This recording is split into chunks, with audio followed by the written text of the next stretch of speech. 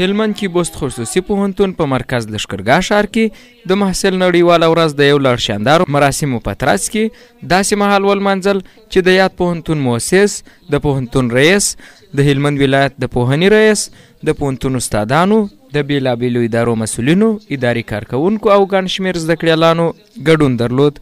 د بست خصوصي پوهنتون رئیس محمود سنگین د زده کړیال نړیوالې ورځې په مناسبت جوړې سوي غونډې په هکله وویل خوښ دی چې د امن په فضا کې د محصل نړیواله ورځ لمانځي او زیاته یې کړل همدا محصلین دي چې د دې هېواد راتلونکی جوړوي.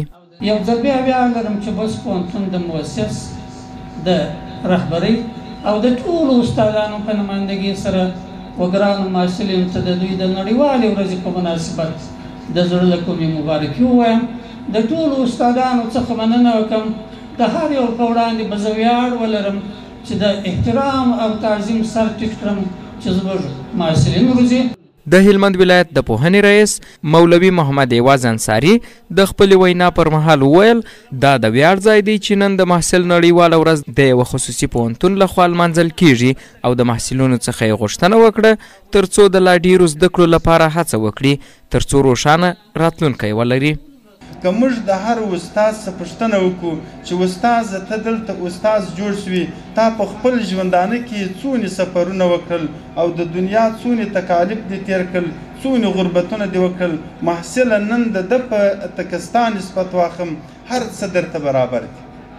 نن که د ده تکالیفو ته وګورم ښه زمینه درته برابره ده، که د ده د وخت د زماني غربتونه ته وګورم ښه زمینه درته برابره ده. نو باید داسې کار وکړو نن محصل باید تر دې استاز دی ډېر متوجه سي ځکه چې هغه استاز خپل کردار ادا کوي. د دې وطن محصلین به په نورې لیرې وطنو کې په کلو کلو مسافر وو. هلمند ولایت کې د بست خصوصي پوهنتون له لوري د محصل نړیواله ورځ داسې مهال منځل کیږي چې لا هم افغانستان کې ګڼ شمېر محصلین له خپلو قانوني حقونو څخه نه دي برخمن او ډیری وختونه یې ورځې یوازې شعاري لمانځل کیږي. محمد اسماعیل وفا، سکون رادیو.